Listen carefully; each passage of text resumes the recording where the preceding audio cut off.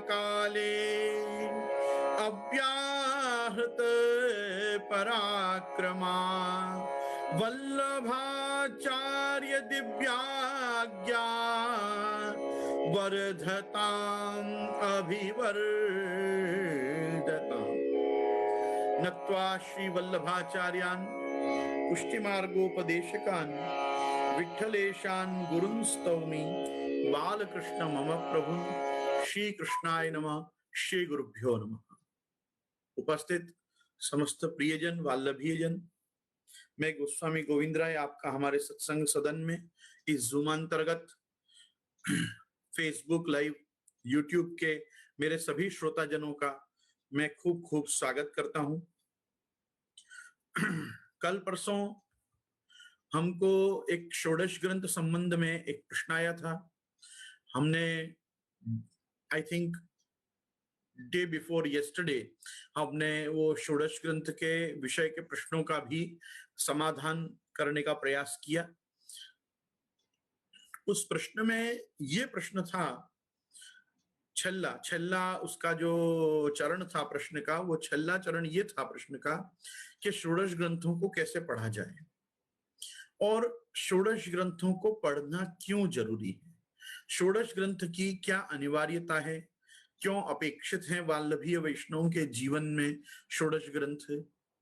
मैं परसों भी आपसे आग्रह किया था कि मैं एक दो दिन में द्वारकेश जी की वो टीका जरूर लाऊंगा, जिसमें द्वारकेश जी ने अपना भी एक मत, मंतव्य और एक क्रम षोडश ग्रंथ को पढ़ने का बताया है। आज वो ग्रंथ मेरे साथ है। मैं आज उस ग्रंथ का कुछ प्रकाश करने का यहां से यत्न करूंगा। पहले मैं एक बार पुनश्च स्मरण करा दूं कि हम आज के समय में, क्योंकि मेरी भी जितनी ऐतिहासिक समझ जा रही है, द्वारकेश जी से भी पुरुषोत्तम जी ज्येष्ठ हैं।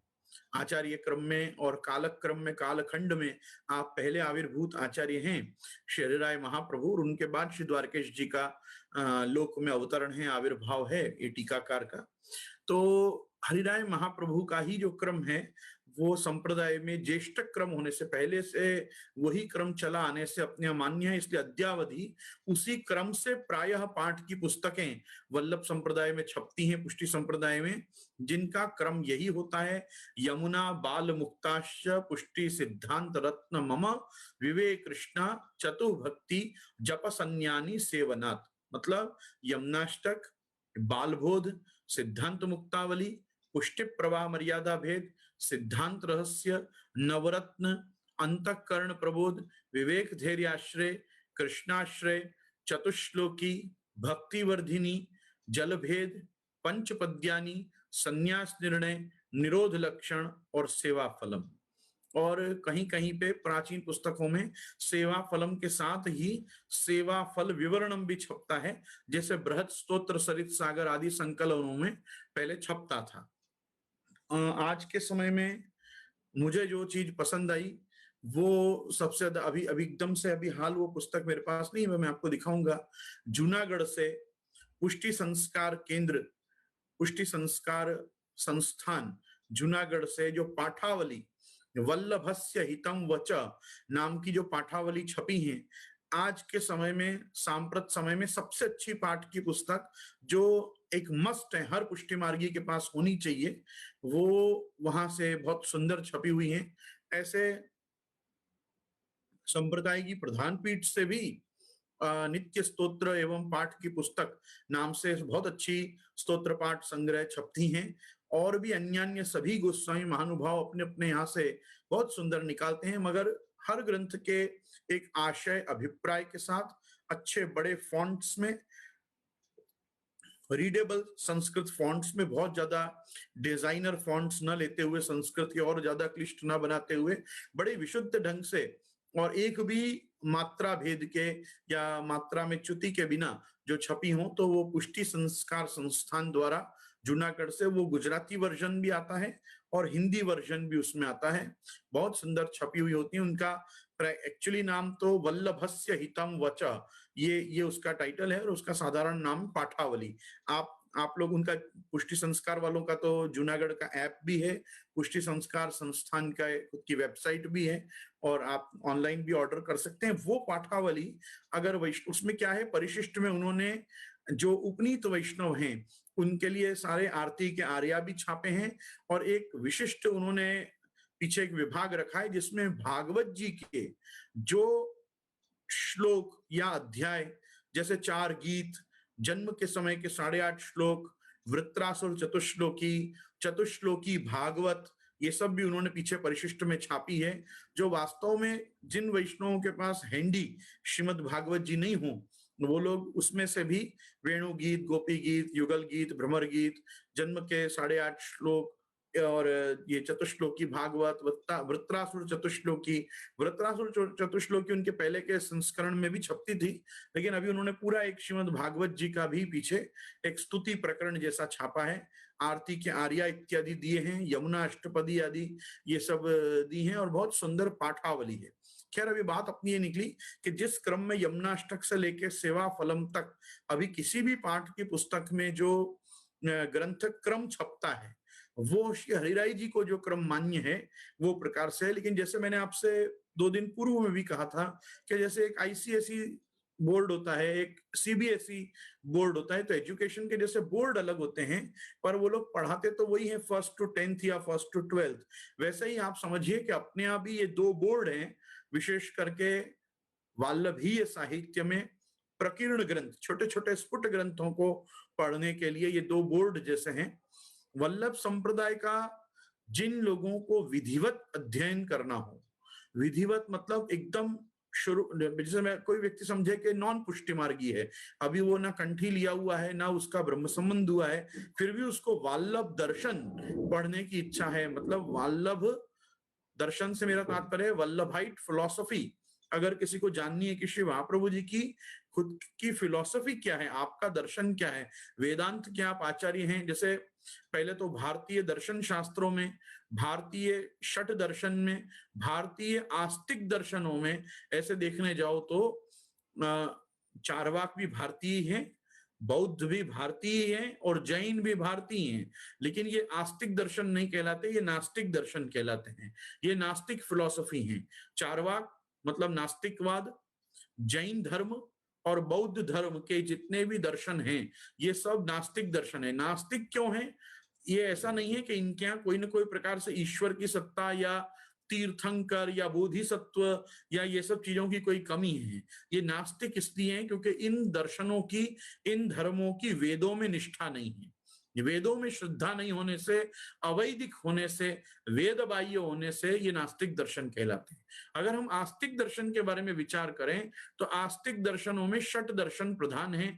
6 के प्रवर्तक जो आचार्य हैं वो ऋषि हैं, और सबसे पहले न्याय दर्शन गौतम ऋषि, फिर वैशेषिक दर्शन कणाद ऋषि, सांख्य दर्शन कपिल ऋषि, कपिल देव जी, और कपिल देव जी के सांख्य में भी निरीश्वर सहीश्वर दोनों प्रकार के सांख्य हैं। भगवत गीता में, श्रीमद् भागवत में, भागवत में भी 2 जगह कापिलेयोपाख्यान में और आगे जब कृष्ण उद्धव संवाद होते हैं तब, जहां जहां भी गीता और भागवत आदि शास्त्रों में सांख्य तत्व का उपदेश है वो सेश्वर सांख्य है, स ईश्वर सांख्य है। और ऐसे देखो तो सांख्य भी निरीश्वर है। एक समय तक न्याय भी निरीश्वर रहा, जब तक न्याय कुसुमांजलिकार उदयनाचार्य जी नहीं आए तब तक न्याय मत में भी ईश्वर की सत्ता को प्राचीन न्याय नहीं स्वीकारता था।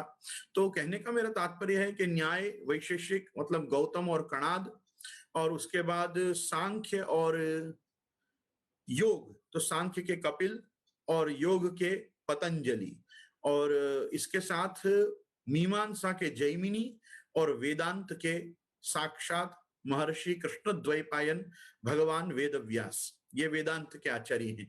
वेदांत में अगेन आप देखेंगे तो बहुत सारे दर्शन हैं, जिनमें सबसे पहले केवलाद्वैतवाद, कालक्रम से हम चलें तो केवलाद्वैतवाद है, उसके बाद विशिष्टाद्वैतवाद है, द्वैतवाद है, द्वैताद्वैतवाद है, और हमारे श्रीमद आचार्य चरण का, श्री महाप्रभु जी का शुद्धाद्वैतवाद है।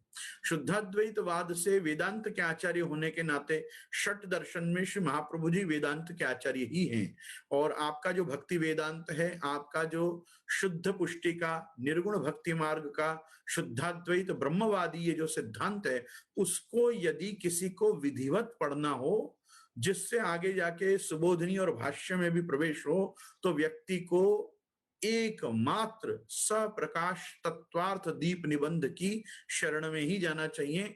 जब तक हम तत्वार्थ दीप निबंध को नहीं पढ़ते, तब तक महाप्रभु जी के संप्रदाय के आकार को, आकार मतलब क्या इंफ्रास्ट्रक्चर है, क्या इसकी प्लिंथ है, क्या इसकी पाइलिंग है, क्या इसका फाउंडेशन है, बिना फाउंडेशन जाने केवल फ्लोर्स का इंटीरियर देखना हो तो अलग अलग प्रकार के फ्लोर्स का सुंदर से सुंदर इंटीरियर हमको षोडश ग्रंथों में देखने को मिल जाता है। और षोडश ग्रंथ आदि जो छोटे छोटे प्रकीर्ण या प्रकरण ग्रंथ हैं, श्री महाप्रभु जी के प्रकीर्ण ग्रंथ हैं, ये तो छोटे छोटे, इनमें ये इंडिविजुअल केस फाइल्स के ढंग से भी हैं। किसी व्यक्ति की कोई समस्या थी, उसके कुछ प्रश्न उठे, उन प्रश्नों के जो समाधान रूप में जो ग्रंथ निर्माण हुए वो षोडश ग्रंथों के नाम से जाने गए। और वो आगे जाके श्री हरिराय महाप्रभु, द्वारकेश चरण आदि सब आचार्यों ने इनको एक सिलेबस के रूप में, एक सेट के रूप में हमको दिया। मैं पुनश्च कहना चाहूंगा, महाप्रभु जी की खुद की तत्वार्थ दीप निबंध पे प्रकाश नाम की गद्यात्मक टीका है। तो सप्रकाश तत्वार्थ दीप निबंध, जिसमें शास्त्रार्थ प्रकरण, सर्वनिर्णय प्रकरण और भागवतार्थ प्रकरण, 3 प्रधान प्रकरण हैं। प्रत्येक प्रकरण में काफी उप प्रकरण हैं। और ये सब जो ग्रंथ हैं, ये तीनों ग्रंथ, ये ही श्री सुबोधनी जी की चाबी है। सुबोधनी जी क्यों वैष्णवों को समझ में नहीं आती? क्योंकि निबंध ग्रंथों का अध्ययन लोगों ने नहीं किया होता। दूसरा, सुबोधनी जी में श्री महाप्रभु जी का स्पष्ट संकल्प है, प्रतिज्ञा वाक्य है, उपदेश है। अर्थात त्रयम तो वक्ष्यामि निबंधेस्ति चतुष्टयम। मैं 3 प्रकार से अर्थ यहाँ पे कर रहा हूं, सुबोधनी में 4 प्रकार से अर्थ मैं तत्वार्थ दीप निबंध में कर चुका हूं। ये महाप्रभु जी का उपदेश है। तो जो लोग सप्तधा एकार्थ, अविरोध पूर्वक सप्तधा एकार्थ श्रीमद् भागवत जी का अध्ययन करना चाहते हैं, वो केवल सुबोधनी को पढ़ के एकार्थ पे नहीं आ पाएंगे, क्योंकि वहां 3 प्रकार से ही अर्थ हुआ है। 3 प्रकार से अर्थ भी भाषा त्रय विरोधश्च कल्प भेदम समाहित। 3 प्रकार की भाषा है, लौकिक, परमत, समाधि। हर जगह पे कल्प भेद मानना पड़ेगा। ये अलग कल्प की लीला है, ये अलग कल्प की लीला है। इस प्रकार से कल्प भेदम समाहित, कल्प भेदम समासहित 2-2 प्रकार के पाठ मिलते हैं यहाँ पे। कहने का मेरा तात्पर्य सिर्फ इतना है कि महाप्रभु जी ने जो भागवतार्थ प्रकरण में जो आपश्री ने प्रतिज्ञा की है कि शास्त्रे स्कंधे प्रकरणे अध्याये वाक्ये पदे अक्षरे एकार्थम सप्तधा ज्ञानान अविरोधेन मुच्यते। तो जिसको सप्तधा एकार्थ भागवत जी का करना है, 7 प्रकार से भागवत जी के एकार्थ पे पहुंचना है, उसको तो 4 प्रकार के अर्थ कहाँ मिलेंगे? निबंध ग्रंथों में ही मिलेंगे। और महाप्रभु जी का अवतार क्यों हुआ है? महाप्रभु जी का अवतार हुआ है गूढ़ार्थम प्रकटी करोमि बहुधा व्यासस्य विष्णु प्रियम अर्थम तस्य विवेचितुम नहीं विभुर वैश्वानराद वाक्पतेर अन्यस्तत्र विधाय मानुष्तनम माम व्यासवत् श्रीपति दत्वाज्ञाम च कृपावलोकन पटुर यस्मादतो हम मुधा गूढ़ार्थम प्रकटी करोमि बहुधा व्यासस्य विष्णु प्रियम। जैसा महर्षि वेदव्यास को और भगवान श्री कृष्ण को अर्थात विष्णु रूपी परमात्मा को जो प्रसन्न हो अर्थ, वैसे अर्थ में लोक में प्रकट करूं। तो महाप्रभु जी का जैसे दैवी जीवों के उद्धारार्थ अवतार है, वैसे अनवतार काल में भी दैवी जीवों का उद्धार हो, उसके लिए आप श्री ने ग्रंथों को प्रकट किया है। उसके लिए आपने श्री अणुभाष्य, सुबोधिनी जी, निबंध ग्रंथ, षोडश ग्रंथ और भी छोटे छोटे अन्य स्फुट प्रकीर्ण ग्रंथ आदि और 3 प्रकार के भाष्य ग्रंथ अर्थात गायत्री भाष्य, पूर्व मीमांसा भाष्य और ब्रह्म सूत्रानुभाष्य, ये 3 भाष्य ग्रंथ आपने प्रकट किए हैं। पत्रावलंबनम जैसा आपने एक वैदिक रिसर्च पोर्टल आपने तैयार किया। पत्रावलंबनम ग्रंथ को बहुत साधारण ढंग से नहीं लेना चाहिए कि केवल काशी में कोई वाद विवाद जीतने के लिए जैसे महाप्रभु जी ने कोई ग्रंथ निर्माण किया हो। नहीं, महाप्रभु जी ने वेदों की एक वाक्यता, संपूर्ण वेदार्थ कोई एक वाक्यानुसार कर सके, वो ढंग की एक उस समय पे एक रिसर्च फैसिलिटी शास्त्रियों को, पंडितों को, विद्वानों को दी और आज्ञा की कि विद्वत भी सर्वथा श्राव्यम ते ही सन्मार्ग रक्षका। भक्ति मार्ग का ही नहीं, वैदिक मार्ग का, वेद सन्मार्ग का, और वेद से प्रकट होते जितने भी ज्ञान कर्म भक्त्यादि मार्ग हैं, योगादि मार्ग हैं, इनका रक्षण करना हो तो मेरे इस ग्रंथ को जरूर देखो और जरूर पढ़ो। आज हम जिस प्रकार से धीरे धीरे वल्लभ संप्रदाय में से ब्राह्मण वैष्णवों को खो रहे हैं, उसका कारण यही है कि हमने भाष्य त्रयी का व्यवस्थित प्रचार नहीं किया, हमने पत्रावलंबनम का प्रचार नहीं किया, हमने निबंध ग्रंथों का भी प्रचार नहीं किया। अब आप देखो, पंचात्मकम द्विरूपम च साधनेर बहुरूपकम स्वानंददायकम कृष्णम ब्रह्म रूपम परम नुमा अग्निहोत्रम तथा दर्श पौर्णमास्य पशुस्तथा चातुर्मास्यानि सोमश्च क्रमात् पंच विधो हरि और यज्ञ रूपो हरि पूर्व कांडे ब्रह्म तनु परे अवतारी हरि कृष्ण श्री भागवत इरियते। ये सब आप किसको पढ़ा पाओगे? ये आप गायत्री भाष्य किसको पढ़ा पाओगे? आप पूर्व मीमांसा भाष्य की चर्चा कि भाई कर्म मीमांसा जैमिनी सूत्र क्या कह रहे हैं महाप्रभु जी का, तो आपने खुद ने नाम पढ़ा है, कर्म मार्ग प्रवर्तक। सर्वोत्तम जी में नाम आता है कर्म मार्ग प्रवर्तक। कर्म मार्ग प्रवर्तक महाप्रभु जी कैसे हैं? कर्म महाप्रभु जी तो हम तो सुनते हैं कि भक्ति मार्ग के ही प्रवर्तक हैं, भक्ति मार्ग के प्रवर्तक हैं, लेकिन कर्म मार्ग भी निष्काम भाव से यदि किया जाए और वेदाज्ञा का परिपालन बिल्कुल केवल स्वर्गार्थ नहीं परंतु भगवत प्रसन्नता के लिए किया जाए तो कर्म मार्ग भी भगवत प्राप्ति का मार्ग बन सकता है। और कैसे, ये सब बातों का निरूपण आपने सर्वनिर्णय निबंध में, पत्रावलंबनम में, कुछ अंश में बालबोध आदि अपने अपने छोटे छोटे ग्रंथों में, ये सब में भी श्री महाप्रभु जी ने बारंबार किया है। आज वल्लभ संप्रदाय में सबसे ज्यादा अगर कोई चीज की डेफिशिएंसी, हम अगर कहें कि कोई प्रकार की डेफिशिएंसी होती चली जा रही है तो ये है हम उपाध्याय नहीं बना पा रहे हैं, हम पुरोहितों को नहीं क्रिएट कर पा रहे हैं, हमारे पास वेद पाठी ब्राह्मणों की कमी है, वेदाध्ययन करता बालकों की, ब्राह्मण बालकों की, ब्रह्मचारी बालकों की कमी है हमारे पास। हम वेदांत का अध्ययन, हमारे यहाँ कितने सारे आचार्य महानुभावों ने छोटे छोटे उपनिषदों पे भी भाष्य किए हैं, उपनिषदों के भी अर्थ किए हैं। आज वो औपनिषदिक सिद्धांत जो वल्लभ संप्रदाय का श्रौत संदर्भ है, आज वो श्रौत संदर्भ हम किसको पढ़ाएं जब हमारे पास उतने उपनीत व्यक्ति ही नहीं। चलो मान लिया जाए उतने ब्राह्मण अभी हमसे नहीं जुड़ पा रहे हैं, पर क्या हमारे यहाँ के अन्य जो द्विज बंधु हैं, मतलब जो वल्लभ संप्रदाय का क्षत्रिय विभाग है, चाहे वो भाटिया वैष्णव हो या लोहाना वैष्णव हो या अन्य भी जो जाति हो जिनमें यज्ञोपवीत की परंपरा अद्यावधि है, या जिन वणिकों को, जिन वैश्य वर्ण के वैष्णवों को याद है कि उनके पिता पितामह या प्रपितामह यज्ञोपवीत पहनते थे और यज्ञोपवीत उनकी भी हुई थी, तो उनको इस चीज का पुनः एक बार अपने जीवन में ये कर्म स्थापित करना चाहिए, संस्कार अपने जीवन में वापस लाना चाहिए कि उनकी भी यज्ञोपवीत हो। आज आप देखो हम बहुत प्रयास करते हैं कि सनातन हिंदू धर्मावलंबी हर व्यक्ति को ये आग्रह करें कि भाई शिखा रखा करो, तुम्हारे पास चोटी होनी चाहिए, बिना चोटी का हिंदू मात्र नहीं होना चाहिए, सनातन धर्मावलंबी व्यक्ति ही नहीं होना चाहिए। तो आज शिखा रखने के लिए हम लोगों को प्रेरित करते हैं। वैष्णव तो कितना सुंदर लगता है, 2 कंठी हो, उसके माथा पे श्री ठाकुर जी के प्रसादी कुमकुम का तिलक हो और उसके शीर्ष स्थान में शिखा सुशोभित हो, तो अपने आप मालूम पड़ता है कि बड़ा धर्माग्रही व्यक्ति।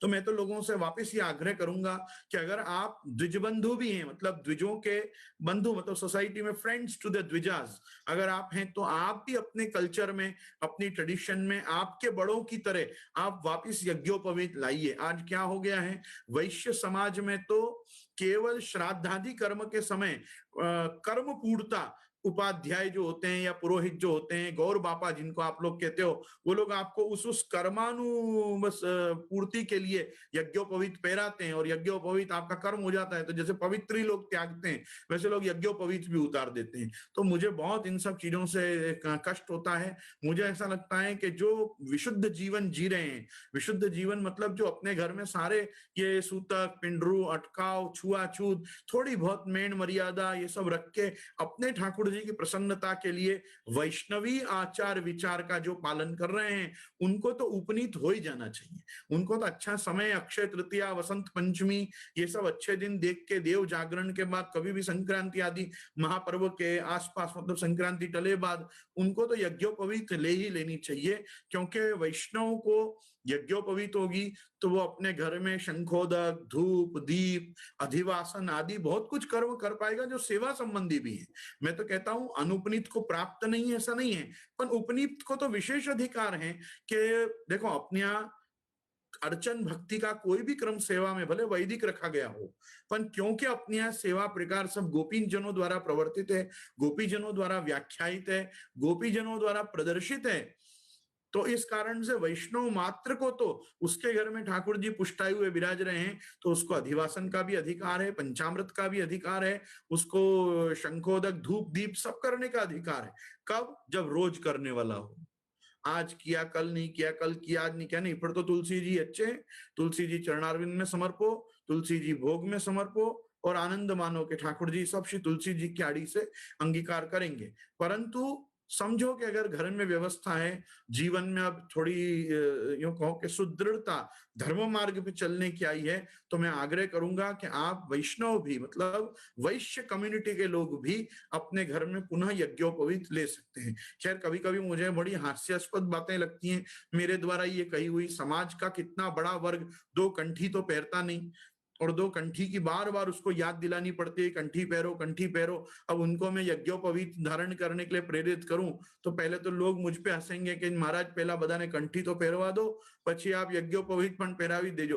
पण क्या करूं, इस समय प्रसंग है इसलिए मैं कह रहा हूं, महाप्रभु जी के संप्रदाय में से ब्राह्मण वैष्णव धीरे धीरे दूर होता चला जा रहा है। और ये क्या हो रहा है, वापिस जिन शैव शाक्तादि ब्राह्मणों को श्रीमद आचार्य चरण ने कृपा करके पुनः वैष्णव किए थे, आज वो फिर वापिस सब जगह जाते चले जा रहे हैं। मतलब मुझे ये नहीं बोलना चाहिए यप्यन्य देवता भक्ता यजन्ते श्रद्धयान्विता ते भी मामेव कौन्ते यजन्ति अविधि पूर्वक। हम अब अविधि पूर्वक जाके जहां वहां सब जगह भजन करने लग गए, पर वो भूल रहे हैं कि अंतवत्तु फलम तेषाम तद्भवत्यल्प मेधसान देवान देव यजो यान्ति मद भक्तान यान्तु मामपि। भगवान कहते हैं मेरा भक्त तो मेरा ही यजन करता है, मेरा ही भजन करता है, ये और लोग सब जो है ये देवी देवता में भागते रहते हैं। ये सब अन्य देव उपासना, अन्य देव पूजा, अन्य देवताओं के ये सब नित्यार्चन आदि का जिनको आग्रह हो गया है, ये सब मार्ग भ्रष्ट लोग हैं, ये सब पुष्टि मार्ग से च्युत हैं। ये सब देवी देवताओं का पूजन आदि जो है वल्लभ संप्रदाय में केवल नैमित्तिक है, वो भी निष्काम कर्म में वो चीज प्राप्त है। इसलिए अपनी गणेश जी, लक्ष्मी जी, सरस्वती आदि षोडश मात्र का, नवग्रह आदि ये सब जो पूजन होता है ये नित्य कर्म में तो कभी नहीं होता, नैमित्तिक होता है। काम्य में तो निषेध ही है। तो नित्य, नैमित्तिक, काम्य और प्रायश्चित जो चार प्रकार के कर्म बताए हैं उनमें भी ना ये प्रायश्चित के लिए आवश्यक है, ना ये काम्य कर्म के रूप में है, ना ये नित्य कर्म है। ये बचे क्या, ये केवल नैमित्तिक कर्म है। तो किसी भी देवता का पूजन है तो वो केवल वो कर्मानुपाती है। वो कर्म का दिन आया, वो समय आया, पूजन करना चाहिए।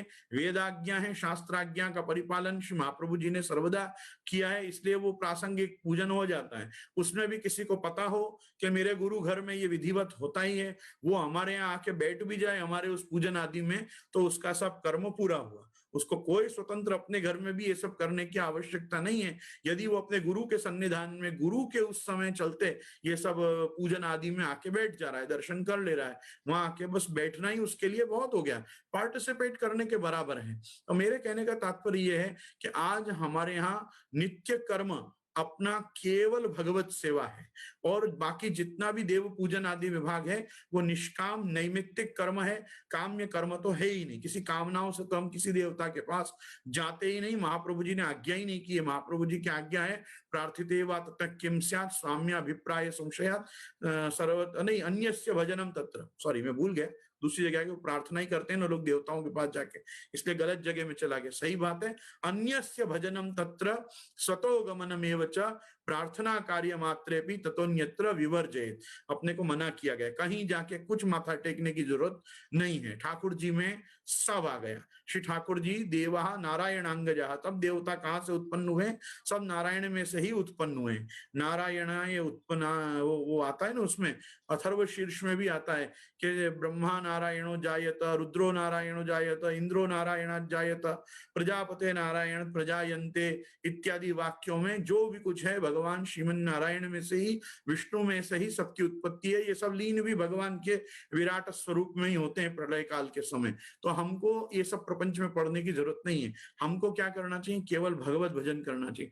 भगवत भजन में अपने को जो प्रकार दिए हैं उनमें जितना भी वैदिक कर्म है, वैदिक कर्म ब्रह्मसूत्र के आधार पे ही है। आपको यज्ञोपवीत हुआ है तो आपको सब कर्म अलाउड है, नहीं भी है तो भी गोपी जन की आड़ी से अपन कर सकते हैं। पर अगर प्रभु कृपा से अपने को गायत्री प्राप्त हो, सवित्र मंत्रोपदेश अपने को हो, अपना द्विजत्व सिद्ध हो, तो वो ब्रह्म संबंध में सहायक ही होता है। अपने आप में अपना आचार धर्म, अपने यहाँ की अपरस, अपनी मेण मर्यादा, गायत्री से अपना और शुद्धिकरण, ये सब चीजें होने लग जाती हैं। सूर्योपास्थान, सूर्य को अर्घ देना, ये सब चीज क्या है? प्रत्यक्ष नारायण की उपासना है। प्रत्यक्ष नारायण कौन है? सूर्य नारायण। तो सूर्य की उपासना, गायत्री का सेवन, ये सब क्या है? ये परब्रह्म के ही जो प्रकाशात्मक साक्षात प्रतीकात्मक स्वरूप है, मतलब प्रतीक रूप से जो साक्षात विद्यमान भगवान के स्वरूप हैं, ये वो सब चीजों का भी हमको अधिकार प्राप्त हो जाता है। तो वेदाधिकार के साथ पुरुषोत्तम यजन ये सोने पे सुगंध का काम करता है। इसलिए मैं आग्रह करूंगा कि जिन हमारे यहाँ के क्षत्रिय वैष्णवों में और जिन प्रकार के हमारे यहाँ के वणिकों के वैष्णवों में, वणिक वैष्णवों में हमारे यहाँ जो यज्ञोपवीत की परंपरा रही है, उसको पुनरुत्थान करें, उसको पुनर्जागृत करें। और उसमें भी विशेष करके हमको इस समय हमारे यहाँ जो पहले सांचोरा, गिरनारा, पुष्करणा, गुर्जर गौड़, गौड़ ब्राह्मण इत्यादि अलग अलग सनाड्य ब्राह्मण, उत्तर भारत के जितने भी ब्राह्मण समुदाय हैं, पहले ये सब वल्लभ संप्रदाय में दीक्षा लेते थे। वल्लभ संप्रदाय में केवल दीक्षित ही नहीं अपितु शिक्षित भी होते थे और वल्लभ वेदांत का अध्ययन करते थे, महाप्रभु जी के भाष्य ग्रंथों को पढ़ते थे और महाप्रभु जी के संप्रदाय को वैदिक ढंग से भी आगे बढ़ाने में सहायक सिद्ध होते थे। आज क्या हो गया है? धीरे धीरे हमारा पुष्टि मार्गीय ब्राह्मण वैष्णव वर्ग जो है वो धीरे धीरे हमसे कम होता जा रहा है और केवल हमारे संप्रदाय में अधिकांश बनिया मतलब वैश्य वर्ग, व्यावसायिक व्यापारी वर्ग, और अब तो क्षत्रिय भी कौन से क्षत्रिय रहे हैं, सब क्षत्रिय भी क्या कर रहे हैं? सब धनोपार्जन के लिए कोई ना कोई व्यवसाय कर रहे हैं, कहीं ना कहीं वेतन भोक्ता सेवक हैं, मतलब नौकरी में आ गए। तो सर्विस, कोई भी प्रकार की आप सर्विस करें वो एक प्रकार की नौकरी है। इसलिए मैं ये बात कह रहा हूं कि अब आप तो खुद वेतन के ऊपर ही चल रहे हैं, तो अब छात्र धर्म भी ऐसा कोई विशेष नहीं रह गया। केवल वर्ण व्यवस्था से जो क्षत्रियत्व है या वैश्यों में भी जो उपनीत वैष्णव हैं, ये सब द्विज के बराबर हैं मेरे हिसाब से। और आज के समय का तो द्विज भी बनियाओं के ही बराबर हो गया है, क्योंकि न द्विजों के जीवन में गायत्री रही, न द्विजों के जीवन में संध्या रही, न द्विजों के जीवन में अग्निहोत्र, अग्निहोत्र तो कहां से करेंगे? त्रिकाल संध्या नहीं करते, अग्निहोत्र आदि की तो क्या बात है। पर फिर भी मेरे कहने का तात्पर्य, अभी हमको जो कार्य समाज में करना है उसमें हमको पुनश्च पुष्टि मार्ग में ब्राह्मण समाज का आवाहन करना है, ब्राह्मणों को वल्लभ संप्रदाय से जोड़ना है, ब्राह्मणों को वापस शिव शक्त्यादि देवताओं को छुड़ा के और वापस उनको वैष्णव मार्ग में विष्णु भक्ति में लगाना है। बहुत कार्य करना है। सबसे पहले तो मैं मेरे वास्तव में जो द्विजबंधु रूप आप क्षत्रिय और वैश्य वर्ण के वैष्णव हमारे साथ आप जुड़े हुए, मैं आप लोगों से आग्रह करूंगा अपने जीवन में पवित्रता का संपादन करिए, अपरस की थोड़ी बहुत मेण मर्यादा को समझिए, आचार धर्म का पालन करिए, बार बार हाथ खसा करने की अपने जीवन में आदत रखिए और शिखा रखिए। बाल प्रभु ने दिए हैं, केशावली मस्तक पे विद्यमान है, तो वो शिखा रखने के लिए ही शायद अभी तक ठाकुर जी ने बाल दे रखे हैं। तो मैं खास आग्रह करूंगा आप लोगों से कि थोड़ा आप ये सब चीजों को भी धारण करिए। ये मैं इसलिए कह रहा हूं कि हमारी बात शुरू हुई थी वल्लभ संप्रदाय के आकार ग्रंथों को पढ़ने के लिए। तो वल्लभ संप्रदाय के आकार ग्रंथों में भाष्य हैं, वल्लभ संप्रदाय के आकार ग्रंथों में निबंध हैं, वल्लभ संप्रदाय का आकार ग्रंथ अपने आप में संपूर्ण श्रीमद् भागवत जी के रहस्य और अर्थ को प्रकट करता, मतलब केवल अन्वयार्थ, शब्दार्थ, भावार्थ, गूढ़ार्थ ही नहीं, परंतु लीला और सेवा के बीच में क्या तादात्म्य है उस चीज को भी समझाता जो सुबोधिनी नामक महाप्रभु जी का की चमत्कृति है, एक प्रकार का एक चमत्कारिक ग्रंथ है, उसको भी यदि पढ़ना है सांगोपांग तो उसके लिए द्विजत्व आवश्यक है। द्विजत्व यज्ञोपवीत से आता है, यज्ञोपवीत गायत्री के साथ प्राप्त होती है। तो अष्टाक्षर, पंचाक्षर और गायत्री ये तीन अपने यहाँ की व्यवस्थित संस्कार और दीक्षा के क्रम है, इनसे सबसे दीक्षित शिक्षित होना चाहिए और उसके बाद वल्लभ संप्रदाय को अपनी संपूर्णता के साथ पढ़ना चाहिए। आज लेकिन हमारी बात क्योंकि षोडश ग्रंथ से शुरू हुई है, मैं द्वारकेश जी का आप ग्रंथ लेके मैं एक उनके द्वारा क्या ढंग से षोडश ग्रंथ को सेट किया गया है मैं वो भी आपको बताऊंगा, क्योंकि अगेन ये वल्लभ संप्रदाय का एक सिलेबस है। जैसे सीबीएसई बोर्ड या यूं कहो कि आईसीएसई बोर्ड जैसे अगर शेरराय महाप्रभु की षोडश ग्रंथ के ग्रंथ गणना का क्रम है तो ये द्वारकेश जी का ग्रंथ भी उसी प्रकार का है। जहां से षोडश ग्रंथों का क्रम शुरू हो रहा है अपन वहीं से चलेंगे। तथा ग्रंथ क्रम पूर्व मुच्यते, किस प्रकार से षोडश ग्रंथों को पढ़ना चाहिए आप श्री द्वारकेश जी आज्ञा कर रहे हैं। यमुनाष्टक मादौ तु श्री कृष्णास्यम ही निर्ममे मुकुंद रति सिद्ध्यर्थम दुरित क्षय पूर्वक। यमुनाष्टक मादौ तु श्री कृष्णास्यम, श्री कृष्णास्य मतलब श्री महाप्रभु जी, उन्होंने यमुनाष्टक से ये षोडश ग्रंथ को यूं समझो कि बनाना शुरू किया या आरंभ माना है उसका। उसमें क्या है, दो चीज हैं, मुकुंद रति सिद्ध्यर्थम और दुरित क्षय पूर्वतः।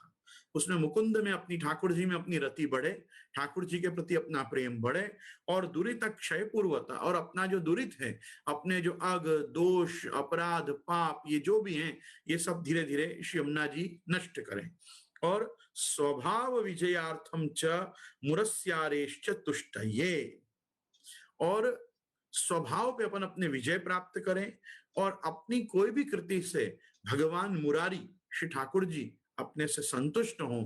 तो ठाकुर जी की संतुष्टि के लिए, अपने स्वभाव पे विजय प्राप्त करने के लिए, अपने दोषों को दूर करने के लिए और भगवान श्री कृष्ण में अपनी रति को और बढ़ाने के लिए ये यमुनाष्टक को सबसे आरंभ में रखा है श्री महाप्रभु जी ने।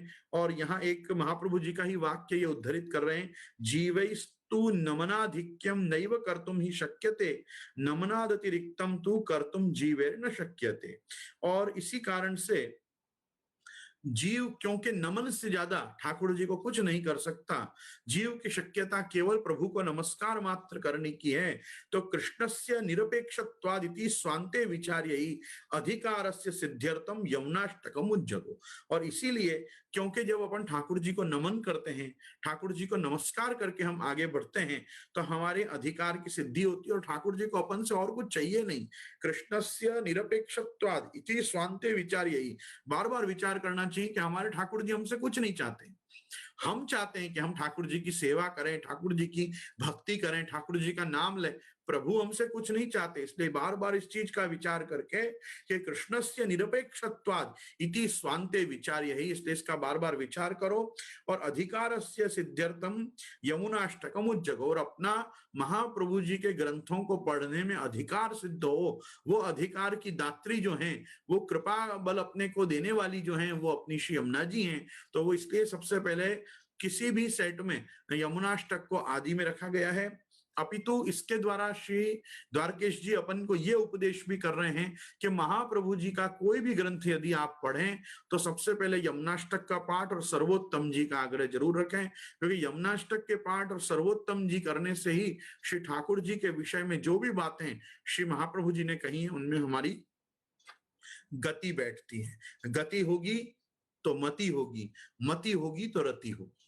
गति मति और रति ये भी एक सोपान है, अपनी किसी चीज में गति होनी चाहिए, हम उसमें जाएं और हमको समझ में आए तो हमारी मति बैठती है, हाँ ये इस प्रकार से। और जब कोई बात में हमारी बुद्धि बैठती है तब हमको उसके प्रति प्रेम उत्पन्न होता है। तो यहाँ आज्ञा कर रहे हैं कि अधिकारस्य सिद्ध्यर्थम यमुनाष्टकम उज्जगो, और अग्रे अधिकार सिद्धेस्तु कर्तव्य ज्ञापनाय वै सुपुरुषार्थ संक्षेपम बालबोधे न्यरूपयत। और जब अग्रे अधिकार सिद्धि कर दी, अब यमुनाष्टक के द्वारा जब अपना अधिकार बैठ गया, अधिकार से सिद्ध्यर्थ।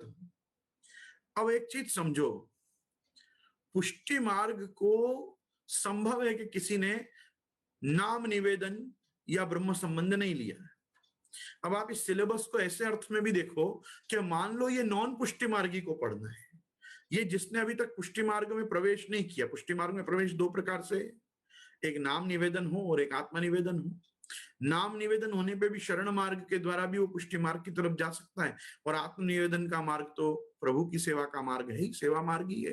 तो सेवा मार्ग और कथा मार्ग हम यूं समझें कि कोई कथा मार्ग से आना चाहे या कोई सेवा मार्ग से आना चाहे तो दोनों प्रकार से आने के लिए उसको अधिकार तो चाहिए ना, कि उसका अधिकार मतलब उसको कुछ बातें महाप्रभु जी की समझ में आए। तो महाप्रभु जी की बातों को समझने के लिए भी यमुना जी की कृपा जरूरी है। ये यूं आज्ञा करना चाह रहे हैं कि अधिकारस्तु और अग्रेधिकार सिद्धस्तु। अब कर्तव्य ज्ञापना ये वही, अब कर्तव्य बताना है जिसका अधिकार हो गया पुष्टि मार्ग में। मैं ये कह रहा था कि नॉन पुष्टि मार्गी व्यक्ति को भी यमुनाष्टक करके, यमुना जी की स्तुति करके, यमुना जी के द्वारा यमुना जी और ठाकुर जी को नमस्कार करके ही महाप्रभु जी के ग्रंथ में प्रवेश करना चाहिए। ये भी अधिकार का अर्थ है। मतलब पुष्टि मार्ग के आप अधिकारी नहीं हैं, लेकिन आपको पुष्टि मार्ग पढ़ना है, तो आपको पुष्टि मार्ग पढ़ने का अधिकार कैसे मिलेगा? यमुना जी का स्तवन करके, यमुना जी की स्तुति करके आपको वो अधिकार मिलेगा कि आप पुष्टि मार्ग में प्रवेश पाओ। अब यहाँ कह रहे हैं कि अग्रेधिकार सिद्धेस्तु कर्तव्य ज्ञापनाय वही सुपुरुषार्थ संक्षेपम बाल बोधे निरूपयत। अब तुम्हारे को पुरुषार्थ बताने पड़ेंगे, कर्तव्य ज्ञापन कराना है कि आपका कर्तव्य क्या, तो आपको बताना चाहिए धर्म का स्वरूप क्या, अर्थ का स्वरूप क्या, काम का स्वरूप क्या और मोक्ष का स्वरूप क्या। उसमें भी विशेष करके मोक्ष का पुरुषार्थ क्या है, कैसे इस मार्ग में आओगे तो मुक्ति तक पहुंचोगे, ये प्रत्येक आचार्य को अपने मार्ग में उपदेश करना चाहिए। क्योंकि हर व्यक्ति जो धर्म मार्ग पे चलता है वो चाहता है कि मैं पाप पुण्य से भी परे हो जाऊं, मैं स्वर्ग नरक से भी परे हो जाऊं, मैं जन्म मृत्यु से भी परे हो जाऊं, और मेरा ये जन्म मरने और मरने का चक्र, हमारा ये 84 लाख योनि की जो साइकिल है, ये साइकिल को मैं ब्रेक करूं और जहां से मैं आया था मैं वहां वापस चला जाऊं। मतलब religion, back to the origin मैं चला जाऊं, जहां जिस परमात्मा का मैं अंश हूं, जिस परमात्मा में से मैं अंश रूप से प्रकट होके ये जीव लोक में आके जीव भूत सनातन कहलाया, मैं वापस उस सनातन परम तत्व में शाश्वत रूप से स्थित हो जाऊं। ये मोक्ष की कामना, ये मुमुक्षुत्व हर धर्म पे मार्ग, हर धर्म के मार्ग में चलने वाले के लिए जरूरी। अब लोग कहते हैं पुष्टि मार्ग में मोक्ष क्या है? पुष्टि मार्ग में मोक्ष નથી, એવું નથી। પુષ્ટિ માર્ગી મોક્ષની પરિભાષા જુદી છે જે इतर मार्गापेक्षया अलग થાય છે। पुष्टि मार्ग में मोक्ष नहीं, ऐसा नहीं है। पुष्टि मार्ग से ऐसा कहोगे तो पुष्टि मार्ग अपूर्ण संप्रदाय कहलाएगा। जो संप्रदाय मोक्ष ही ना दे सकता हो, कोई क्यों आएगा उस मार्ग में, आप बताओ?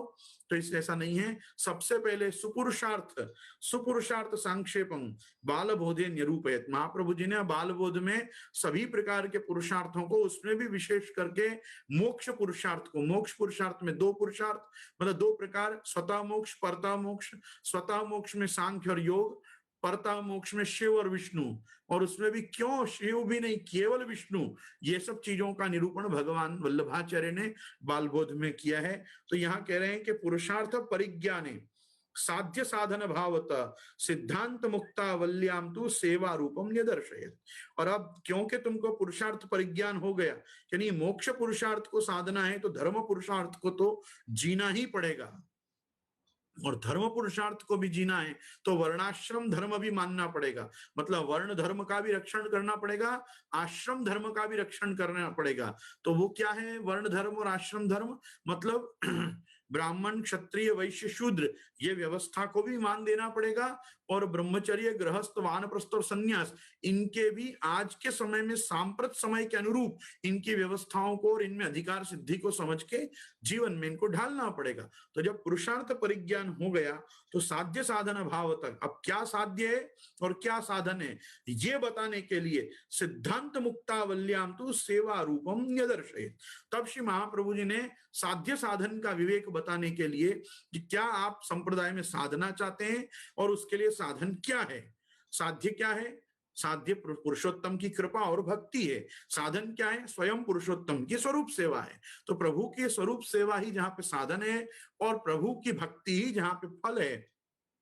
वो मार्ग कैसा है? तो वो अनुग्रह का जो मार्ग है उसके स्वरूप को आध्यात्मिक, आदि दैविक, आदि भौतिक, आदि सभी प्रकार से समझा के निर्गुण पुष्टि भक्ति मार्ग का स्वरूप अक्षर ब्रह्म का, पर ब्रह्म का स्वरूप, ये सब व्यवस्था को समझा के महाप्रभु जी ने अपरम तत्व पूर्वस्मिन वादिनो बहुधा जगु माइकम सगुणम कार्यम स्वतंत्रम चेतन गदा तदैवैतत् प्रकारेण भवति श्रुतिर्मतम इत्यादि वाक्यों से अन्य मार्गापेक्षा मेरे मार्ग की क्या विलक्षणता है उसका भी निरूपण महाप्रभु जी ने सिद्धांत मुक्तावली में कर दिया।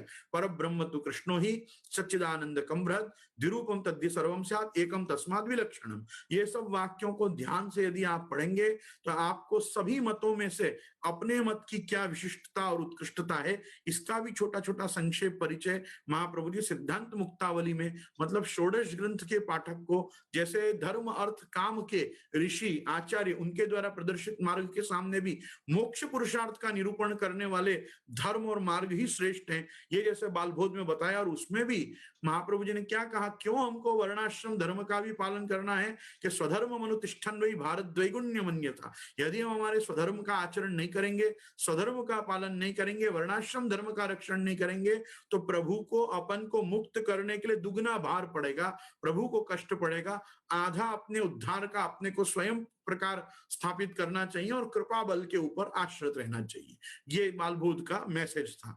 अब महाप्रभु जी मैसेज क्या दे रहे हैं कि अब साध्य साधन भाव होता है, अब तुम साध्य क्या है और साधन क्या है इसके स्वरूप को भी समझो। तो सिद्धांत मुक्तावल्याम तु सेवा रूपम न्यदर्शित, अब सेवा के स्वरूप को बता रहे हैं। अब सेवा च द्विविधा प्रोक्ता बाह्यभ्यंतर भेदता, सेवा जो है वो दो प्रकार की है, द्विविधा। द्विविधा कैसे द्विविधा, तो वो बताया वापस साध्य साधन। साध्य क्या है, साध्य रूप में देखोगे तो मानसी, और साधन क्या है तनुजा वित्तजा। फिर दो प्रकार की सेवा, तनुजा और वित्तजा। तो साध्य दशा में दोनों ही चीजें हैं, मानसी भी साधना है और तनु वित्तजा भी करते जाना है। ये कहां पे, साध्य में। और साधन दशा में तनुजा और वित्तजा को करते रहना है। तो ये जो एक प्रकार है, ये यहाँ पे सेवा च द्विविधा प्रोक्ता बाह्यभ्यंतर भेदता, बाह्य सेवा और आंतर भजन, ये दो प्रकार भी समझो। आंतर भजन क्या है, जितना भी जप करना है, जितना भी पाठ करना है, जितना भी सहस्त्र नाम करना है, जितना भी कीर्तन भक्ति करना है, जो भी सत्संग करना है, ये क्या है, ये आंतर भजन है। ये हम किस लिए कर रहे हैं, अपनी अंतरात्मा को पोषण देने के लिए कर रहे हैं। पोषणम तद अनुग्रह, प्रभु का अनुग्रह अंतरात्मा पे कैसे है कि अपन प्रभु के नाम में, प्रभु के लीला गुणानुवाद में हम मस्त हो रहे हैं, ये जो है आंतर भजन है। बाह्य भजन क्या है, स्वरूप सेवा, हरि गुरु वैष्णव गौ और ब्राह्मण की सेवा, ये क्या है, बाह्य भजन है। तो हरि गुरु वैष्णव गौ और ब्राह्मण, ये इस रूप में जब आप परमात्मा का यजन कर रहे हैं तो ये बाह्य सेवा क्रम है। तो ये बाह्य सेवा और आंतर सेवा, ये दोनों का स्वरूप बताना जरूरी है। तो महाप्रभु जी के लिए आप आज्ञा कर रहे हैं। यहाँ देखो, यहाँ जाके हरिराय जी से इनका क्रम भिन्न पड़ रहा है। हरिराय जी ने सिद्धांत मुक्तावली के बाद पुष्टि प्रवाह मर्यादा भेद को लिया, यहाँ पे ये सीधा सिद्धांत रहस्य को ले रहे हैं द्वारकेश जी। द्वारकेश जी कह रहे हैं सेवा च द्विविधा प्रोक्ता बाह्यभ्यंतर भेदता तन्निर्वाहा ये सिद्धांत रहस्यम प्रभुरुक्तवान। अब प्रभु ने सिद्धांत रहस्य का उपदेश किया है, मतलब महाप्रभु ने, और वो इसलिए किया है कि ये कह रहे हैं तन निर्वाहार्थ, बाह्यभ्यंतर सेवा कैसे होगी उसको समझाने के लिए सिद्धांत रहस्य बताया। तत्र बाह्य पदार्थानाम शुद्धिरुक्ता समर्पणे अंतराणाम तो शुद्ध्यर्थम नवरत्नम तथा पुनः। और फिर आज्ञा कर रहे हैं कि बाह्य पदार्थ जो भी हैं जिनसे हम बाह्य सेवा कर रहे हैं, उन सब चीजों की अपेक्षा क्या है, शुद्धि की है। शुद्धि कितनी चीजों में आनी चाहिए, देश काल द्रव्य मंत्र कर्ता और कर्म, षट साधन मनुष्य के शुद्ध होने चाहिए। देश काल मंत्र द्रव्य कर्ता और कर्म, जब तक ये छह चीजें शुद्ध नहीं होंगी तब तक वैदिक कर्म मार्ग फल नहीं देता, साधन मार्ग फल नहीं देता। केवल भक्ति मार्ग, उसमें भी पुष्टि मार्ग जो है वो तुमको सहायक सिद्ध हो सकता है। मान लो इनमें कोई गड़बड़ी हो तो भी, क्योंकि ब्रह्म संबंध करणात् सर्वेशाम देह जीवयो सर्वदोष निवृत्तिर्हि दोषा पंचविधा स्मृता सहजा देश कालोत्था लोक वेद निरूपिता संयोगजा और स्पर्शजा, ये पांच प्रकार के जो शास्त्र में वर्णित जो दोष हैं, जो जीव दशा के साथ, जीव देह के साथ ये अपने साथ आते हैं, ये सबकी निवृत्ति होती है। तो सर्वदोष निवृत्ति ही ब्रह्म संबंध करना सर्वेशाम देह जीवयो, देह मतलब बाह्य और जीव हो मतलब आंतर, तो आंतर और बाह्य सभी पदार्थों की शुद्धि आवश्यक है, और उसमें भी विशेष करके बाह्य शुद्धि अधिक आवश्यक है। जैसे स्नान करना, चरणामृत लेना, जल रूपी चरणामृत लेना, तुलसी जी लेना, भगवान नाम कहना, और प्रसादी भगवत प्रसाद का सेवन करना, अन्याश्रय नहीं करना, कम बोलना,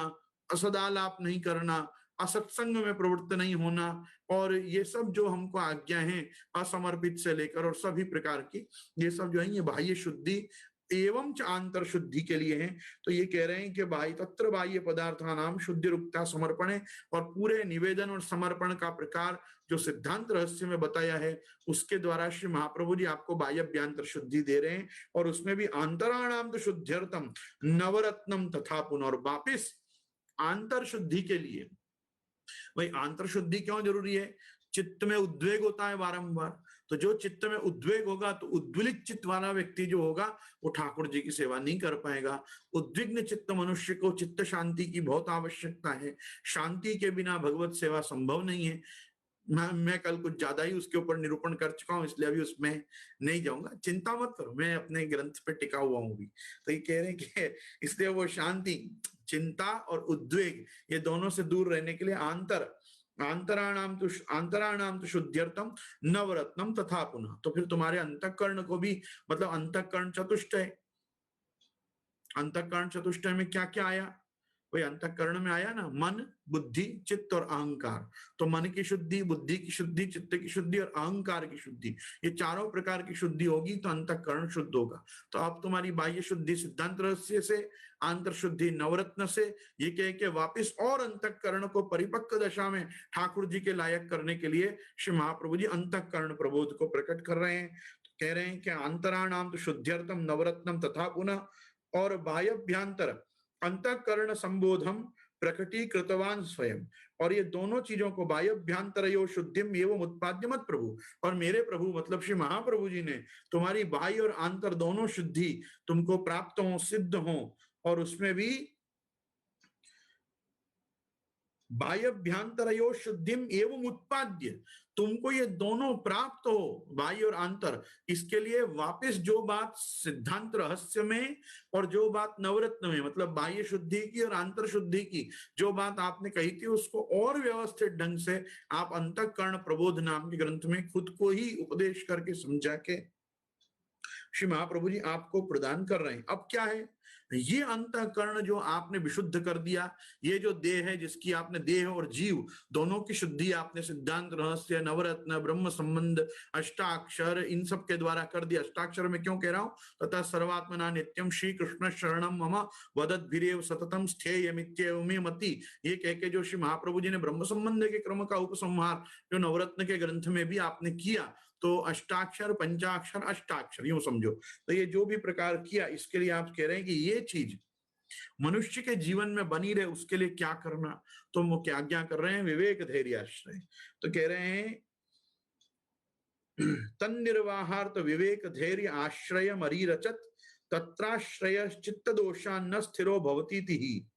अब क्या होता है कि महाप्रभु जी ये सब वार्ता जो अभी तक चली अंतःकरण प्रबोध तक, मतलब यमुनाष्टक से अधिकार सिद्धि, उसका पुरुषार्थ का निरूपण बालबोध से, सेवा के स्वरूप का निरूपण सिद्धांत मुक्तावली से, उसमें बाह्य और आंतर शुद्धि के लिए सिद्धांत रहस्य, नवरत्न, अंतःकरण को, अंतःकरण चतुष्टय को विशुद्ध रखने के लिए अंतःकरण प्रबोध, यहां तक की जो वार्ता हुई उसका आप निर्वाह कर सको, उसके लिए आपको क्या करना चाहिए? तो भाई विवेक धैर्य और आश्रय रखना चाहिए। तो वो विवेक धैर्य आश्रय आपको बताया। लेकिन क्या होता है कि विवेक धैर्य आश्रय पढ़े बाद भी समझो के तत्राश्रयश्चित्त दोषा न स्थिरो भवति विचार्य कृष्णाश्रयाख्यम ग्रंथम सूक्ष्मम निरूपयत, ग्रंथम सूक्ष्मम निरूपयत। अब क्या होता है कि जब व्यक्ति को आश्रय बल प्राप्त हो जाता है तो भी कहीं उसके चित्त में कोई प्रकार का दोष उत्पन्न न हो, इसलिए महाप्रभु जी ने कृष्णाश्रय ग्रंथ और लिख दिया, सूक्ष्म ग्रंथ किया, पर ये सब विवेक धैर्य और आश्रय तीनों का रक्षण करने के लिए। अब देखो इसका मैं आपको बहुत जल्दी इसका अर्थ बता देता हूं कि ये महाप्रभु जी ने क्यों लिखा। हम जब कृष्णाश्रय का पाठ करते हैं, कृष्णाश्रय में कितने श्लोक हैं? वास्तव में 10, 11वीं फलश्रुति है। कृष्णाश्रय मिदम स्तोत्रम यह पठेत कृष्ण सन्निधौ तस्याश्रयो भवेत कृष्ण इति श्री वल्लभो ब्रवीत। ये 11वां है। मूल ग्रंथ कितना है? 10 श्लोकों में है। सर्व मार्गेषु नष्टेषु कलौ च खलु धर्मिणी से शुरू होता है और बाद में सर्व सामर्थ्य सहित सर्वत्रैवाखिलार्थकृत शरणस्य समुद्धारम कृष्णम विज्ञापयाम्यहम्। यहां तक 10 श्लोक होते हैं। ये 10 श्लोक हमको क्या कह रहे हैं मालूम है? ये 10 श्लोक हमको कह रहे हैं कि देश, काल, द्रव्य, मंत्र, कर्ता और कर्म, धर्म, अर्थ, काम और मोक्ष, ये 10 पुरुषार्थ यदि बिगड़े हुए हों तो भी कृष्ण एव गतिर्मम। ये 10 की 10 चीजें फेल हैं कलिकाल में, आपके कोई काम नहीं आ रही। देश बराबर, देश मतलब स्थान जहां हम सेवा करते हैं वो स्थान। तो देश, काल, द्रव्य, मंत्र, कर्ता, कर्म, धर्म, अर्थ, काम और मोक्ष, ये 10 पदार्थ हैं। ये 10 पदार्थ तुम्हारे बिगड़े हुए हों, क्या करोगे? तब भी एक ही उपाय है, कृष्णमेव गतिर्मम, कृष्ण एव गतिर्मम। तो वो कृष्ण एव गतिर्मम, कृष्ण ही ऐसे समय में मेरी गति है, अन्यथा कोई गति नहीं है। मतलब एकमात्र मेरा आश्रय जो है वो भगवान श्री कृष्ण है और वही मेरे विवेक, वही मेरे धैर्य और वही मेरे आश्रय का भी रक्षण करेंगे। ये बात समझाने के लिए श्री महाप्रभु जी ने कृष्ण आश्रय लिखा। अब आश्रये तो स्थिरे सिद्धे स्वकीयार्थ प्रसिद्ध है चतुश्लोकीम चकाराग्निर उद्देश्य स्वमन प्रति। अब देखो मजेदार बात, ये अब आज्ञा कर रहे हैं कि ये जो विचार जो प्रभु ने किया कि चलो मैं विवेक धैर्य आश्रय को स्थिर करने के लिए कृष्णाश्रय बना दूं, तो कृष्णाश्रय लिखने के बाद क्या विचार किया महाप्रभु जी ने कि आश्रय तो स्थिरे सिद्धे स्वकीयार्थ प्रसिद्ध है। क्योंकि भक्त मेरा स्वकीय है और ये वैष्णव भी मेरे स्वकीय हैं, इसलिए प्रभु ने और महाप्रभु ने विचार किया कि अब इनको इसका निरूपण करने के लिए कि ये जो कृष्णाश्रय से तुमको प्राप्त हो रहा है वो पदार्थ क्या है, वो 4 पदार्थ हैं। श्री कृष्ण ही धर्म है, मतलब कृष्ण सेवा ही धर्म है, कृष्ण का अपने जीवन में होना ही अर्थ है, कृष्ण के देखने की, सेवा करने की, उनके नाम लेने की इच्छा ही हमारे लिए काम है, और हमारे कृष्ण प्राप्ति हो जाना या कृष्ण की व्यसन दशा हमको सिद्ध हो जाना कृष्ण सेवा की, यही हमारा मोक्ष है। इसका निरूपण करने के लिए महाप्रभु जी ने चतुश्लोकी ग्रंथ को लिखा। तो कृष्णाश्रय में चतुश्लोकी। अब महाप्रभु जी कह रहे हैं कि अब ये बताना बहुत जरूरी है, मतलब द्वारकेश जी कह रहे हैं, द्वारकेश जी कह रहे हैं कि अब ये बताना जरूरी है कि जीव का स्वभाव और जीव का स्वरूप क्या है, ये किस प्रकार के स्वभाव में, किस प्रकार के स्वरूप में, किस प्रकार की क्रिया में आया है। तो उस चीज को बताने के लिए अब ग्रंथ प्रकट हो रहा है, पुष्टि प्रवाह मर्यादा भेद। द्वारकेश जी के ये 16 ग्रंथ सिलेबस सेट में पुष्टि प्रवाह मर्यादा भेद इतनी बाद में आता है, यहाँ आता है। वास्तव में वो ग्रंथ इतना टफ है कि यहाँ आवे तो ही मैं समझता हूँ कि व्यक्ति की गति उसमें भी बैठे। अगर पहले ही पुष्टि प्रवाह मर्यादा भेद उसको पढ़ाएंगे तो मुझे नहीं लगता वो सिद्धांत रहस्य तक भी जल्दी पहुंच पाएगा। यहाँ ठीक है, ये सब जगह तक आते आते अब ये कह रहे हैं कि ततो मार्ग त्रयस्यापि चतुश्लोकीम चकार अग्नि उद्देश्य स्वमन प्रति। आपने अग्नि स्वरूप से आपने चतुश्लोकी प्रकट की, राणा व्यास जी के लिए चतुश्लोकी प्रकट की, और उसके बाद ततो मार्ग त्रयस्यापि बोधनार्थम कृपा निधि पुष्टि प्रवाह मर्यादा ग्रंथम गूढ़म मचीकरत। ये गूढ़ ग्रंथ महाप्रभु जी ने बनाया और ये मार्ग त्रयस्यापि बोधनार्थम कृपा निधि, ये 3 मार्ग जो है, पुष्टि मार्ग, मर्यादा मार्ग और प्रवाह मार्ग, मतलब इच्छा मात्रेण मनसा प्रवाहम सृष्टवान हरि वचसा वेद मार्गम ही पुष्टि कायेन निश्चय। तो ये जो 3 मार्ग भगवान ने प्रकट किए लोकोद्धृति के लिए, जगतोद्धृति के लिए, इसमें कैसे कौन कहाँ आके गिरता है, पड़ता है और उसका उद्धार कैसे हो। मेरे प्रश्नों के उसमें ये भी एक क्रम आया है कि पुष्टि प्रवाह मर्यादा भेद जो ग्रंथ है और जो व्यवस्था है, प्रकार है, इसमें किस प्रकार से जानना कि हम अगर प्रवाह हैं तो हमारा क्या होगा, क्या हम आगे जाके मर्यादा या पुष्टि होंगे या नहीं होंगे। देखो ऐसा नहीं होता है। जो व्यक्ति सात्विक, राजस और तामस जिस कैटेगरी में आएगा उस कैटेगरी में ही प्रभु उसका उद्धार करेंगे। उसी प्रकार जो व्यक्ति पुष्टि, मर्यादा या प्रवाह का जीव होगा उसका उद्धार वहीं से होगा जहां पे वो स्टेशनड है, लेकिन उसको उसके यहां से उतने प्रकार से अपने को मेहनत ज्यादा करनी पड़ेगी। पुष्टि के जीव को कम मेहनत होगी, मर्यादा के जीव को उससे ज्यादा होगी, प्रवाह के जीव को बहुत ज्यादा होगी, और आसुरी जीव में भी व्यवस्था है उसके उद्धार की। ऐसा नहीं है कि उद्धार की व्यवस्था नहीं। उद्धार किसका नहीं है? चर्षणी जीव का नहीं है। रुचि स्तेषाम न कुत्रचित स्थिति स्तेषाम न कुत्रचित, जो यहाँ से वहां, वो हमारे भारतीय सनातन धर्म में एक वाक्य है, एकम सद विप्रहा बहुधा वदंती, सत्य एक ही है, जो विप्र होते हैं, ज्ञानी जन होते हैं, उसको बहुत प्रकार से बताते हैं। वैसे ही एक अंग्रेजी में कहावत है, all roads lead to London. All roads lead to London मतलब सभी रास्ते लंदन की ओर तो जाते ही हैं। ऐसा जो लोग मानते हैं, मैं उनको ये बात कहना चाहूंगा कि all roads lead to London या एकम सद विप्रा बहुधा वदंती बात सही है, पर उस मार्ग पे टिकना भी पड़ेगा। थोड़े दिन से ये रोड से ये रोड, ये रोड से ये रोड, ये रोड से ये रोड जाते रहेंगे तो वो लोग चर्षणी जीव कहलाएंगे। ना वो पुष्टि में आएंगे, ना प्रवाह में आएंगे, ना मर्यादा में आएंगे, ना आसुरी में ही आएंगे। वो दैवासुर संपद में भी भगवान सोच में पड़ जाएगा, ये कहाँ जा लूं इसको मैं, ये कौन से मार्ग का जीव है। तो पुष्टि मार्ग स्थिरता मांगता है, वल्लभ संप्रदाय स्थिरता मांगता है, मर्यादा भक्ति भी आपसे स्थिरता मांगती है, प्रवाह मार्ग भी चाहता। भले आप प्रवाह सृष्टि में हो, आपका उद्धार नहीं होगा ऐसा नहीं है, प्रवाह से भी उद्धार होगा, लेकिन उसकी एक व्यवस्थाएं हैं। उसी के लिए तो वो ग्रंथ है। वो जिस दिन ग्रंथ देखेंगे उसका निरूपण हम करेंगे।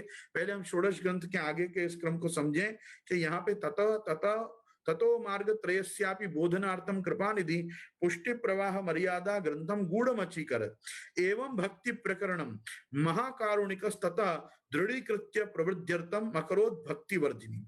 और बाद में ये तीनों प्रकार के मार्ग बताकर और उनकी भक्ति को दृढ़ करने के लिए भक्ति प्रकरण जो महाप्रभु जी ने प्रकट किया, तो दृढ़ीकृत्य प्रवृद्ध्यर्थम, भक्ति को अपने जीवन में दृढ़ करने के लिए और फिर उसको बढ़ाने के लिए, मतलब बीज भाव को दृढ़ करने के लिए और बीज भाव को बढ़ाने के लिए महाप्रभु जी ने कृपा करके और भक्ति वर्धिनी का आपने ग्रंथ निर्माण किया। एवं भक्ति वर्धयित्वा जलभेद मिषेण तु भक्तानाम लक्षणम प्राह सर्ववादी निरासकृत। सर्ववादी निराशकृत, ऐसे श्री महाप्रभु जी ने भक्तानाम लक्षणम प्राह, भक्तों के क्या लक्षण हैं, भक्तों में भी उपदेष्टा जो भक्त हैं, जो भगवत शास्त्रों का, भगवत लीला का, भगवत गुणानुवाद का जो वर्णन करते हैं, उनका क्या स्वरूप है, भक्ति के स्वरूप को बता के, भक्ति मार्ग के स्वरूप को बता के, और कृतार्थता की जो अपने परिभाषा है कि अपने जीव कब कृतार्थ हो, तो कि यदा स्याद व्यसनम कृष्णे कृतार्थ स्यात् तथैव ही, तो अपनी कृष्ण व्यसन तक की दशा पे। और उसमें भी आप देखो तीनों प्रकार के सोपान महाप्रभु जी ने भक्ति वर्धनी में भी दिए, प्रेम, आसक्ति और व्यसन।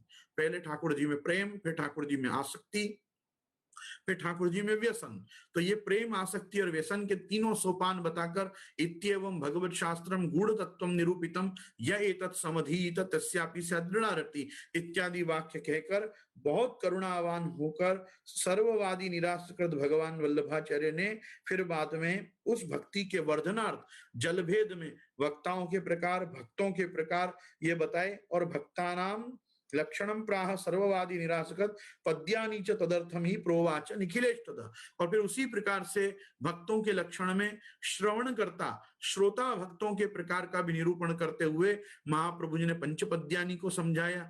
उक्तश्च भक्त वर्धिन्याम त्यागो भक्ति विवर्धन अतस्तस्य विवेकार्थम संन्यास निर्णयम जगो। और फिर जिस भक्ति के वर्धन की बात आपने भक्ति वर्धनी में कही थी, उसमें आपने त्याग का भी प्रकार बताया था कि भाई भक्ति अगर बढ़ानी है तो अपने को जो लौकिक बाधाएं अपने को होती हैं उनसे अपने को दूर होना पड़ेगा। तो लौकिक परित्याग की जो आज्ञा वहां की थी, उसको अतस्तस्य विवेकार्थम संन्यास निर्णयम जगो, उसको व्यवस्थित समझाने के लिए कि त्याग का स्वरूप अपने क्या है। पश्चाताप निवृत्त्यर्थम परित्यागो प्रशस्यते, भक्ति मार्ग में इसकी संन्यास की क्या व्यवस्था है। जैसे ज्ञान निष्ठो विरक्तो वा मदभक्तो वानपेक्षका सलिंगान आश्रमान त्यक्त्वा चरेद अविधि गोचर, भगवान का वचन है भागवत जी में। जैसे भगवान का वचन है भागवत जी में, यदा कर्म विपाकेषु लोकेषु निर्यात्मसु विरागो जायते सम्यक न्यस्ताग्नि परिव्रजेत। तो एकादशम स्कंद में जैसे भगवान ने उद्धव जी के प्रति ये सब वाक्य कहे, वैसे ही श्री महाप्रभु जी ने भी अपने को बताया कि अपने को जो परित्याग करना है, अपने को जो संन्यास लेना है, वो क्यों लेना है और वो किस प्रकार का लेना है। कर्म मार्गे न कर्तव्यम सुतराम कलिकालत अतः आदौ भक्ति मार्गे कर्तव्यता विचारणा। अभी इस काल में कर्म मार्गीय पद्धति से संन्यास नहीं लेना है, क्योंकि संन्यास के पीछे का एकमात्र कारण है विरहानुभवैकार्थम परित्यागो प्रशस्यते। विरहानुभव करने के लिए ठाकुर जी का, विप्रयोग अनुभव ठाकुर जी का करने के लिए परित्याग करना है, और वो भी संसार को छोड़ना है, जगत को नहीं छोड़ना है। संसार को छोड़ना है मतलब अहमता और ममता को छोड़ना है। हमको जगत का त्याग करने की आवश्यकता नहीं है, क्योंकि महाप्रभु जी का नाम खुद का भी क्या है कि विरहानुभवई का अर्थ सर्वत्यागोपदेशक।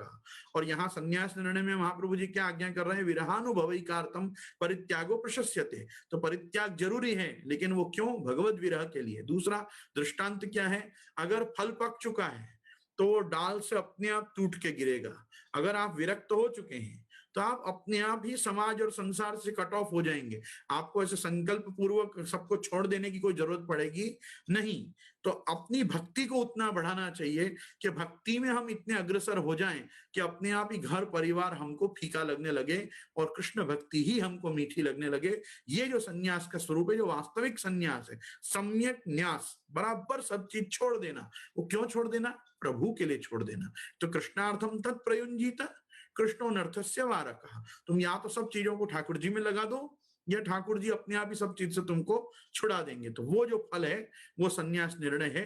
वो निर्णय महाप्रभु जी ने सन्यास निर्णय में किया। अब भाव सिद्धौ भावे नैव साधनम त्वपरम नहीं निरोध लक्षणे भावम व्रजस्थान मतश्चको।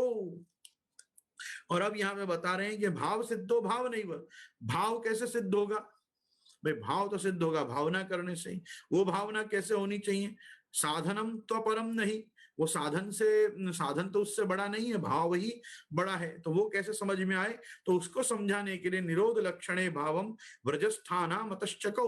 ब्रजस्थ लोगों ने अपना भाव कैसा रखा था, ब्रज भक्तों का भाव कैसा था, वो भाव के पक्ष को समझाने के लिए ही श्री महाप्रभु जी ने निरोध लक्षण किया है। क्योंकि साधन से मतलब सेवा से भाव बड़ा है, सेवा बड़ी नहीं, अपनी भावना बड़ी होनी चाहिए। अपन किस भाव से सेवा कर रहे हैं, तो वो चीज को समझाने के निरोध लक्षण है। इत्थम पंचदशैर ग्रंथेर भावम संसाध्य कारणम उद्वेग प्रतिबंधानाम साधनैर वारणैः सह फलम स कथयांश चक्रे सेवा फल निरूपणम। और पहले के 15 ग्रंथों में महाप्रभु जी ने सब प्रकार के उद्वेग और प्रतिबंध आपके दूर हो उसका प्रकार सब बताया। और अब जब तुम्हारे उद्वेग और प्रतिबंध दूर हो रहे हैं तो तुमको क्या सेवा का फल मिलेगा या क्या सेवा का फल होना चाहिए, ये बताने के लिए फलम स कथयांश चक्रे सेवा फल निरूपणम। और तस्याप्यति दुरूहत्वात् विवृत्तिम चात करो विभोर। क्योंकि वो ग्रंथ अपने आप में थोड़ा कठिन था, इसलिए आपने खुद ही कृपा करके उसकी विवृत्ति भी कर दी और सेवा फल विवरण भी महाप्रभु जी ने प्रकट किया। तो एवं षोडशभिर ग्रंथै पुरुषोत्तम सेवनम प्रतिपाद्य फलत्वेन चक्रे जीवो धृतिम विभु। और यहाँ पे आप आज्ञा कर रहे हैं श्री द्वारकेश जी के इस प्रकार से इन षोडश ग्रंथों का निरूपण करके पुरुषोत्तम की सेवा का प्रकार ही महाप्रभु जी ने स्थापित किया। प्रतिपाद्य फलत्वेन चक्रे जीवो धृतिम विभु। ये सब ग्रंथ भी फलात्मक ही हैं। ये ग्रंथ कोई साधन नहीं है, साध्य नहीं है, ये स्वयं फल है। मतलब साध्य साधन में भी इनको लाने की जरूरत नहीं है। महाप्रभु जी की वाणी होने से, निर्गुण भक्तों के लिए लिखे जाने से, निर्दोष ग्रंथ लिखे जाने से ये सब अपने आप में ही फलात्मक हैं। और अवतार दशायाम तो उद्धृति रूप दर्शनात्। और जब महाप्रभु जी का अवतार था, मतलब जो अवतार काल महाप्रभु जी का चल रहा था जिस समय पे विक्रम संवत 1535 से 54 वर्ष तक, तब तो महाप्रभु जी के दर्शन मात्र से ही लोगों की उद्धृति हो रही थी। लेकिन अब जब अनवतार काल चल रहा है तो आप आज्ञा कर रहे हैं द्वारकेश जी कि अवतार दशायाम तो उद्धृति रूप दर्शनात् और यह नामात्मक ग्रंथे स्वदासा नाम सदोद्धृति। और अब जब अनवतार काल चल रहा है तो ये महाप्रभु जी के जो नामात्मक ग्रंथ हैं, ये जो षोडश ग्रंथ हैं, इनके केवल दर्शन मात्र से ही सर्वदा उद्धृति है। मतलब हमको तो यही विचारना चाहिए। इसीलिए सेवनम श्री ब्रज तस्मात् सर्व प्रयत्नेन देवई कर्तव्यमेव ही। इसलिए दैवी जनों को, दैवी जीवों को तस्मात् सर्व प्रयत्नेन देवई कर्तव्यमेव ही सेवनम श्री ब्रजेशस्य तद ग्रंथानाम च पाठनम। और इसलिए सभी दैवी जीवों को, सभी पुष्टिमार्गीय जीवों को इन ग्रंथों का पाठ करते जाना चाहिए और ठाकुर जी की सेवा करते जाना चाहिए। इति सिद्धम तथापि है लोके जीवा बहिर्मुखा। और इसी से तुम जीव जो हो वो बहिर्मुख बहिर्मुख होने से बच सकोगे। तो अपने आप को ठाकुर जी के सन्मुखता बनाए रखने के लिए और बहिर्मुखता से बचाने के लिए इन ग्रंथों का पाठ करते रहना, ठाकुर जी की सेवा करते रहना, इन ग्रंथों को ही फलात्मक मानना और इनसे ही फल फलित फल होए फल रूप जाने, ऐसे हमारे श्री ठाकुर जी का हमको नित्य सेवन करना। ये हमारा जो पूर्व का एक प्रश्न था, इसका द्वारकेश जी कृत आज ये एक सिलेबस सेटअप विवेचन आज हमने रखा कि इस प्रकार से भी लोग षोडश ग्रंथ को पढ़ सकते हैं। पुष्टि प्रवाह मर्यादा भेद को पहले लेकर भी लोग षोडश ग्रंथ को पढ़ सकते हैं। आप हरिराय जी क्रम से जाएंगे तो आप आईसीएसई बोर्ड से 12th करेंगे। अगर आप द्वारकेश जी के क्रम से जाएंगे तो आप सीबीएसई क्रम से आप करेंगे। आप केवल इनमें से कुछ कुछ ग्रंथों को पढ़ के भी यदि मार्ग के स्वरूप को समझना चाहेंगे तो भी, जैसे आज भी मैं तो लोगों को कहता ही हूँ, लोग प्राय ये 16 में से 4-5 ग्रंथों का ही पाठ करते हैं कायदेसर। तो लोग यमुनाष्टक करते हैं, लोग कृष्णाश्रय करते हैं, लोग चतुश्लोकी करते हैं, सिद्धांत रहस्य करते हैं, और महाचिंता से पीड़ित लोग मालूम नहीं क्यों अकारण बहुत बहुत नवरत्न का ही पाठ करते रहते हैं कि हम चिंता से बाहर आ जाएं, जबकि उनको कहा था चिंता ही मत करो। वो चिंता से बाहर आने के लिए बेचारे नवरत्न करते रहते हैं। तो मैं लोगों को इतना ही कहना चाहूंगा, ये 5 ग्रंथ भी तुम्हारा उद्धार कर सकते हैं, पर उन अन्य 11 ग्रंथों ने भी तुम्हारा कुछ नहीं बिगाड़ा। भले 4-4 ग्रंथों का रोज पाठ करो, काम समय हो तो, लेकिन पूरा षोडश ग्रंथ पाठ करो। महाप्रभु जी ने सभी ग्रंथ अपनी उद्धृति के लिए लिखे, कोई 5 ही थोड़ी लिखे। वो क्या है, जल्दी से याद हो जाते हैं, बचपन से याद किए होते हैं, जवानी में आके हम पाठ करना छोड़ चुके होते हैं, बचपन की याददाश्त बची होती है। इस कारण से लोग 5 ही ग्रंथों को जीवन भर बेचारे करते रहते हैं। उनको कोई षोडश ग्रंथ हाथ में भी नहीं देता, वो लेते भी नहीं है। मैं कहूंगा ऐसा मत करो, ये 4-5 ग्रंथ में ही मत बैठे रहो। चतुश्लोकी, सिद्धांत रहस्य, नवरत्न, कृष्णाश्रय, यमुनाष्टक, पूरा षोडश ग्रंथ आपके लिए लिखा गया है। आप सबका पाठ करिए। जन सामान्य से सामान्य वैष्णव भी षोडश ग्रंथ का पाठ करेगा तो उसके जीवन में कृष्ण भक्ति का वर्धन होगा ही, क्योंकि प्रत्येक ग्रंथ अपने आप में परिपूर्ण है। जैसे भगवत गीता का कोई भी अध्याय पढ़ो, पूरी गीता पढ़ो तो बहुत ही आनंद है, लेकिन किसी ने खाली भक्ति योग पढ़ा तो भी आनंद है, किसी ने खाली पुरुषोत्तम योग पढ़ा तो भी आनंद है, किसी ने ज्ञान विज्ञान योग पढ़ा, किसी ने राज विद्या राजगुह योग पढ़ा, किसी ने अक्षर ब्रह्म योग पढ़ा, किसी ने सांख्य योग पढ़ा, किसी ने कर्म योग पढ़ा, किसी ने गुणत्रय विभाग योग पढ़ा, किसी ने दैवासुर संपद विभाग। हर अध्याय अपने आप में कंप्लीट है।